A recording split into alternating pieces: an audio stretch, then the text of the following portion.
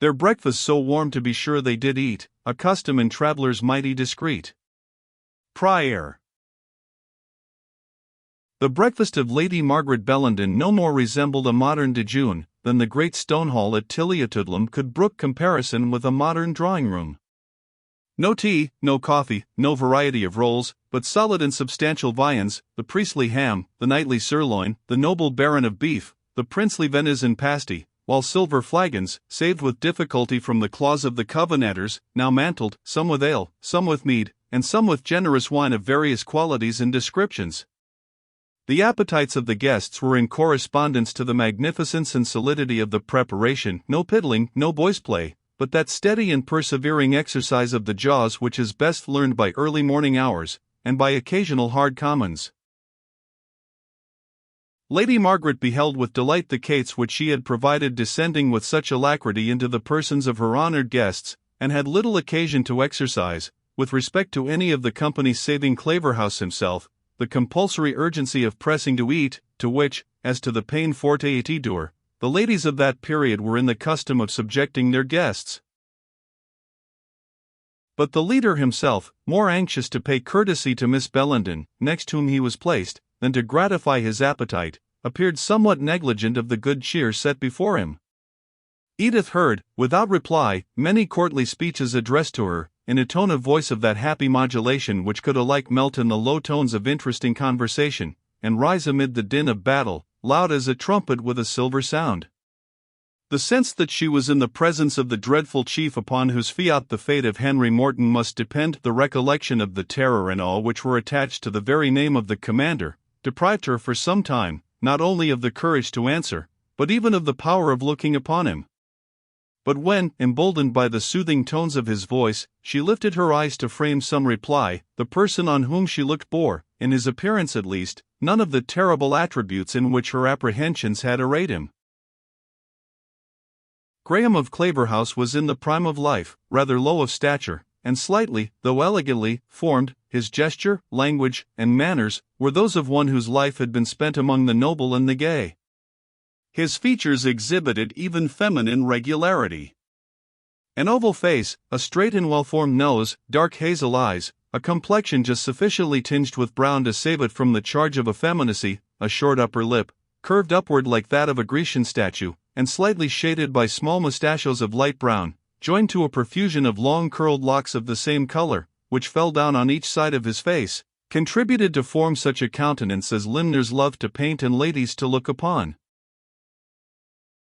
The severity of his character, as well as the higher attributes of undaunted and enterprising valor which even his enemies were compelled to admit, lay concealed under an exterior which seemed adapted to the court or the saloon rather than to the field. The same gentleness and gaiety of expression which reigned in his features seemed to inspire his actions and gestures, and, on the whole, he was generally esteemed, at first sight, rather qualified to be the votary of pleasure than of ambition. But under this soft exterior was hidden a spirit unbounded in daring and in aspiring, yet cautious and prudent as that of Machiavel himself. Profound in politics, and imbued, of course, with that disregard for individual rights which its intrigues usually generate, this leader was cool and collected in danger, fierce and ardent in pursuing success, careless of facing death himself, and ruthless in inflicting it upon others. Such are the characters formed in times of civil discord, when the highest qualities, perverted by party spirit, and inflamed by habitual opposition, are too often combined with vices and excesses which deprive them at once of their merit and of their luster.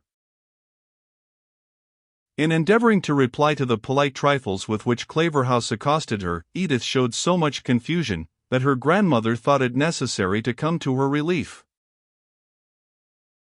"Edith Bellenden," said the old lady, "has, from my retired mode of living, seen so little of those of her own sphere, that truly she can hardly frame her speech to suitable answers. A soldier is so rare a sight with us, Colonel Graham, that unless it be my young Lord Evandale, we have hardly had an opportunity of receiving a gentleman in uniform. And, now I talk of that excellent young nobleman, may I inquire if I was not to have had the honor of seeing him this morning with the regiment?" "Lord Evandale, madam, was on his march with us," answered the leader, "but I was obliged to detach him with a small party to disperse a conventicle of those troublesome scoundrels, who have had the impudence to assemble within 5 miles of my headquarters." "Indeed," said the old lady, "that is a height of presumption to which I would have thought no rebellious fanatics would have ventured to aspire. But these are strange times. There is an evil spirit in the land, Colonel Graham, that excites the vassals of persons of rank to rebel against the very house that holds and feeds them. There was one of my able-bodied men the other day who plainly refused to attend the Wapenshaw at my bidding.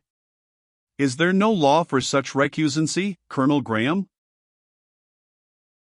"I think I could find one," said Claverhouse, with great composure, "if your ladyship will inform me of the name and residence of the culprit." "His name," said Lady Margaret, "is Cuthbert Hedrig. I can say nothing of his domicile, for ye may well believe, Colonel Graham, he did not dwell long in Tilliatudlem, but was speedily expelled for his contumacy. I wish the lad no severe bodily injury, but incarceration, or even a few stripes, would be a good example in this neighborhood. His mother, under whose influence I doubt he acted, is an ancient domestic of this family, which makes me inclined to mercy, although," continued the old lady, looking towards the pictures of her husband and her sons, with which the wall was hung, and heaving, at the same time, a deep sigh, "I, Colonel Graham, have in my own person but little right to compassionate that stubborn and rebellious generation.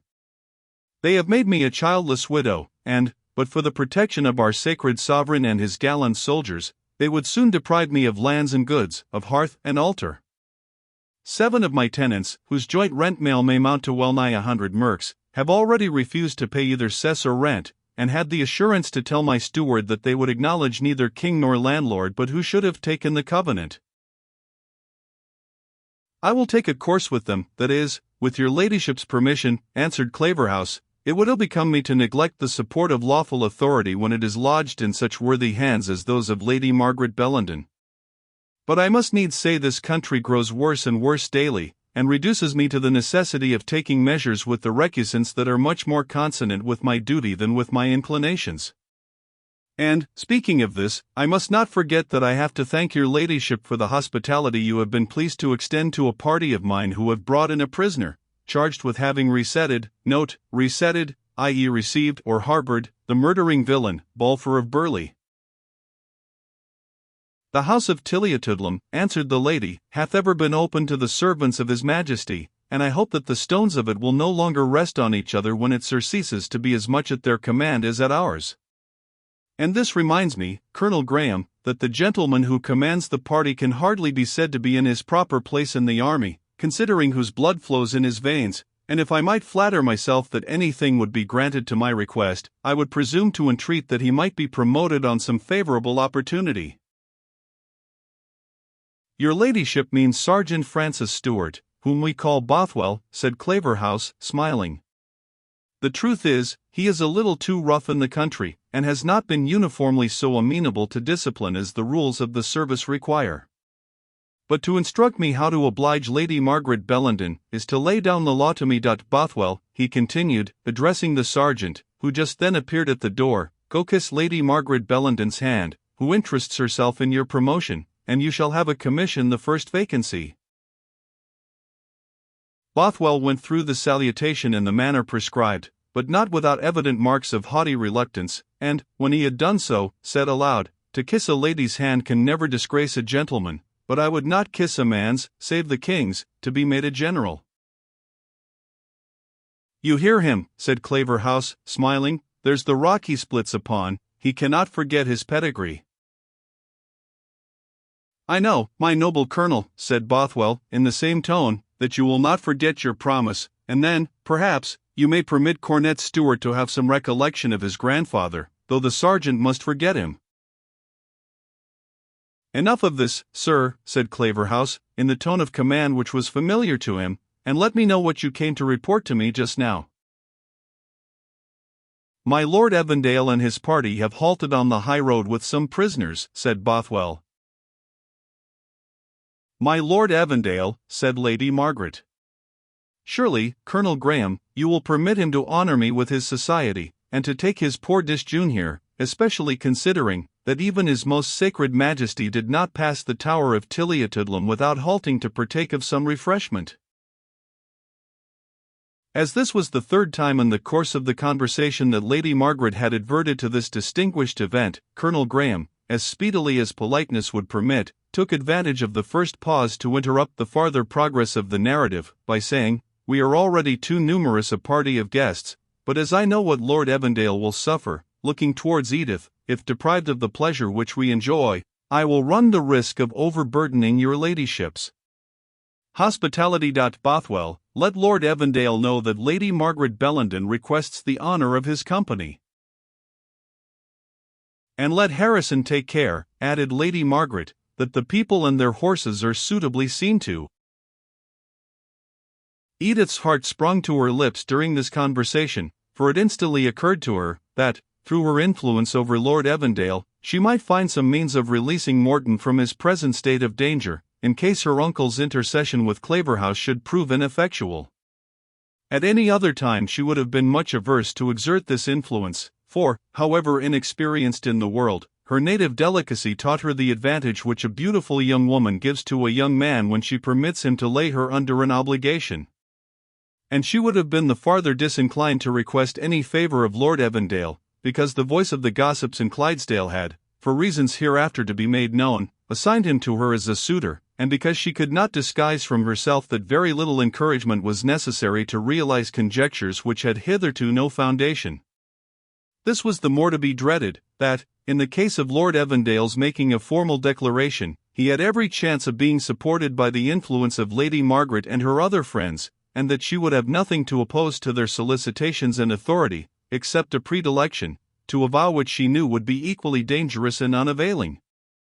She determined, therefore, to wait the issue of her uncle's intercession, and, should it fail, which she conjectured she should soon learn either from the looks or language of the open-hearted veteran, she would then, as a last effort, make use in Morton's favour of her interest with Lord Evandale. Her mind did not long remain in suspense on the subject of her uncle's application. Major Bellenden, who had done the honours of the table, laughing and chatting with the military guests who were at that end of the board, was now, by the conclusion of the repast, at liberty to leave his station, and accordingly took an opportunity to approach Claverhouse, requesting from his niece, at the same time, the honour of a particular introduction. As his name and character were well known, the two military men met with expressions of mutual regard, and Edith, with a beating heart, saw her aged relative withdraw from the company, together with his new acquaintance, into a recess formed by one of the arched windows of the hall. She watched their conference with eyes almost dazzled by the eagerness of suspense, and, with observation rendered more acute by the internal agony of her mind, could guess, from the pantomimic gestures which accompanied the conversation, the progress and fate of the intercession in behalf of Henry Morton. The first expression of the countenance of Claverhouse betokened that open and willing courtesy, which, ere it requires to know the nature of the favour asked, seems to say, how happy the party will be to confer an obligation on the suppliant. But as the conversation proceeded, the brow of that officer became darker and more severe, and his features, though still retaining the expression of the most perfect politeness, assumed, at least to Edith's terrified imagination, a harsh and inexorable character. His lip was now compressed as if with impatience, now curled slightly upward, as if in civil contempt of the arguments urged by Major Bellenden. The language of her uncle, as far as expressed in his manner, appeared to be that of earnest intercession, urged with all the affectionate simplicity of his character, as well as with the weight which his age and reputation entitled him to use. But it seemed to have little impression upon Colonel Graham, who soon changed his posture, as if about to cut short the Major's importunity, and to break up their conference with a courtly expression of regret, calculated to accompany a positive refusal of the request solicited. This movement brought them so near Edith, that she could distinctly hear Claverhouse say, "It cannot be, Major Bellenden, lenity, in his case, is altogether beyond the bounds of my commission, though in anything else I am heartily desirous to oblige you, and here comes Evandale with news, as I think to, what tidings do you bring us, Evandale?" he continued, addressing the young lord, who now entered in complete uniform, but with his dress disordered, and his boots spattered, as if by riding hard. Claverhouse. "Unpleasant news, sir," was his reply. "A large body of Whigs are in arms among the hills, and have broken out into actual rebellion. They have publicly burnt the Act of Supremacy, that which established episcopacy, that for observing the martyrdom of Charles I, and some others, and have declared their intention to remain together in arms for furthering the covenanted work of reformation. This unexpected intelligence struck a sudden and painful surprise into the minds of all who heard it, excepting Claverhouse. "Unpleasant news call you them," replied Colonel Graham, his dark eyes flashing fire. "They are the best I have heard these 6 months.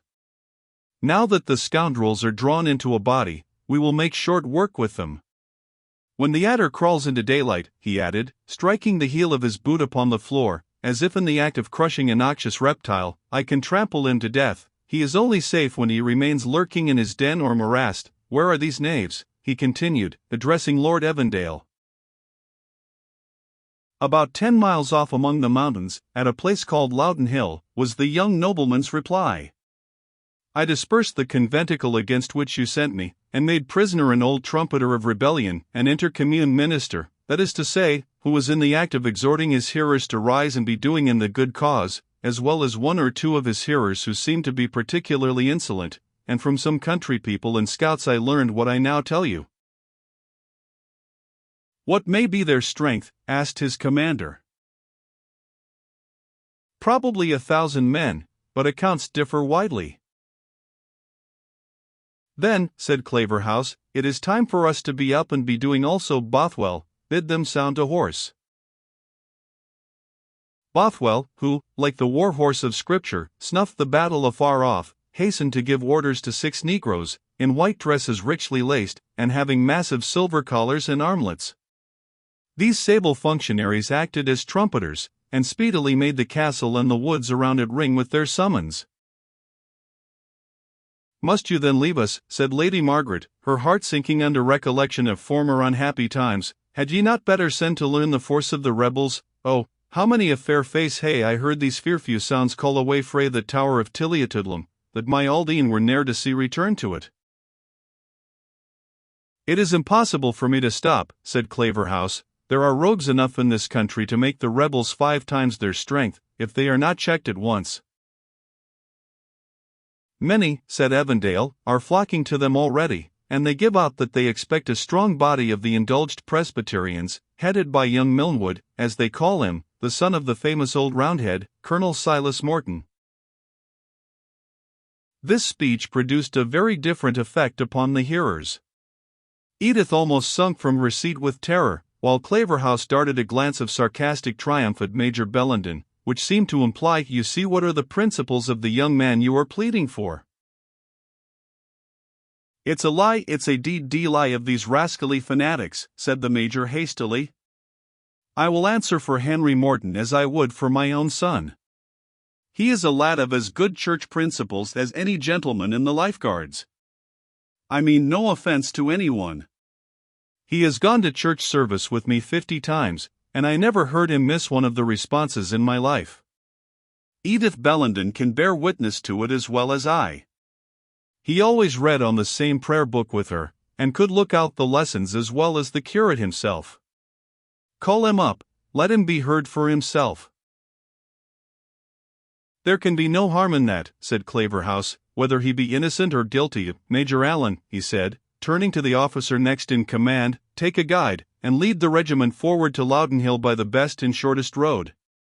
Move steadily, and do not let the men blow the horses. Lord Evandale and I will overtake you in a quarter of an hour. Leave Bothwell with a party to bring up the prisoners."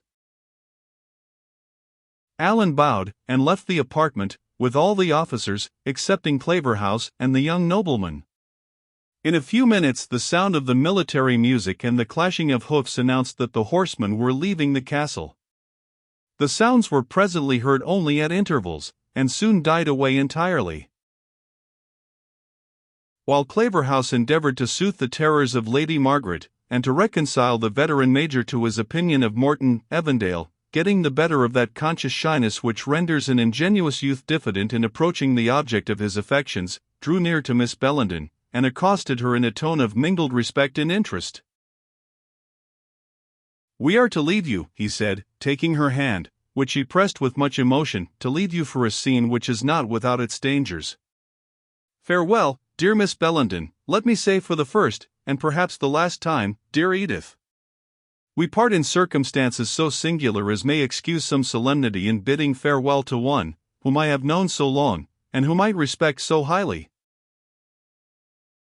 The manner differing from the words seemed to express a feeling much deeper and more agitating than was conveyed in the phrase he made use of. It was not in woman to be utterly insensible to his modest and deep-felt expression of tenderness. Although borne down by the misfortunes and imminent danger of the man she loved, Edith was touched by the hopeless and reverential passion of the gallant youth, who now took leave of her to rush into dangers of no ordinary description. I hope, I sincerely trust, she said, there is no danger. I hope there is no occasion for this solemn ceremonial, that these hasty insurgents will be dispersed rather by fear than force, and that Lord Evandale will speedily return to be what he must always be, the dear and valued friend of all in this castle. Of all, he repeated, with a melancholy emphasis upon the word. But be it so, whatever is near you is dear and valued to me, and I value their approbation accordingly. Of our success I am not sanguine. Our numbers are so few, that I dare not hope for so speedy, so bloodless, or so safe an end of this unhappy disturbance. These men are enthusiastic, resolute, and desperate, and have leaders not altogether unskilled in military matters. I cannot help thinking that the impetuosity of our colonel is hurrying us against them rather prematurely. But there are few that have less reason to shun danger than I have. Edith had now the opportunity she wished to bespeak the young nobleman's intercession and protection for Henry Morton, and it seemed the only remaining channel of interest by which he could be rescued from impending destruction. Yet she felt at that moment as if, in doing so, she was abusing the partiality and confidence of the lover, whose heart was as open before her, as if his tongue had made an express declaration. Could she with honor engage Lord Evandale in the service of a rival? Or could she with prudence make him any request, or lay herself under any obligation to him, without affording ground for hopes which she could never realize? But the moment was too urgent for hesitation, or even for those explanations with which her request might otherwise have been qualified. I will but dispose of this young fellow, said Claverhouse, from the other side of the hall, and then, Lord Evandale, I am sorry to interrupt again your conversation, but then we must mount. Bothwell, why do not you bring up the prisoner? And, hark ye, let 2 files load their carabines. In these words, Edith conceived she heard the death warrant of her lover. She instantly broke through the restraint which had hitherto kept her silent. My Lord Evandale, she said, this young gentleman is a particular friend of my uncle's. Your interest must be great with your colonel. Let me request your intercession in his favor. It will confer on my uncle a lasting obligation. You overrate my interest, Miss Bellenden, said Lord Evandale. I have been often unsuccessful in such applications, when I have made them on the mere score of humanity. Yet try once again for my uncle's sake. And why not for your own, said Lord Evandale. Will you not allow me to think I am obliging you personally in this matter? Are you so diffident of an old friend that you will not allow him even the satisfaction of thinking that he is gratifying your wishes? Surely, replied Edith, you will oblige me infinitely. I am interested in the young gentleman on my uncle's account. Lose no time, for God's sake. She became bolder and more urgent in her entreaties, for she heard the steps of the soldiers who were entering with their prisoner. By heaven! Then, said Evandale, he shall not die, if I should die in his place. But will not you, he said, resuming the hand, which in the hurry of her spirits she had not courage to withdraw, will not you grant me one suit, in return for my zeal in your service? Anything you can ask, my Lord Evandale, that sisterly affection can give. And is this all, he continued, all you can grant to my affection living, or my memory when dead?